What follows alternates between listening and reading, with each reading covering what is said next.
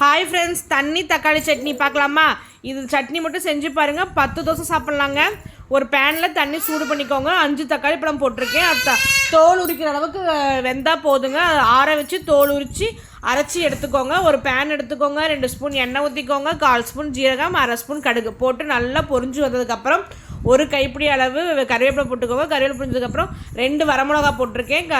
உங்கள் காரத்துக்கு எப்போ வரமிளகா போட்டுக்கோங்க. ஒரு பெரிய வெங்காயம் சின்னதாக நறுக்கி போட்டிருக்கேன். அது போட்டு நல்லா தாளிச்சதுக்கப்புறம் பார்த்தீங்கன்னா 1/4 ஸ்பூன் மஞ்சத்தூள், தேவையான சட்னிக்கு தேவையான அளவு உப்பு போட்டுக்கோங்க. போட்டு நல்லா வதக்கி விட்டுக்கோங்க. நல்லா வதங்கினதுக்கப்புறம் அரைச்சி வச்ச தக்காளியை ஊற்றிடுங்க. ஊற்றிட்டு அதை நல்லா மிக்ஸ் பண்ணி விட்டுருங்க. மிக்ஸ் பண்ணதுக்கப்புறம் கொஞ்சமாக தண்ணி உங்களுக்கு எவ்வளோ தண்ணி தேவையோ தண்ணி ஊற்றிக்கோங்க.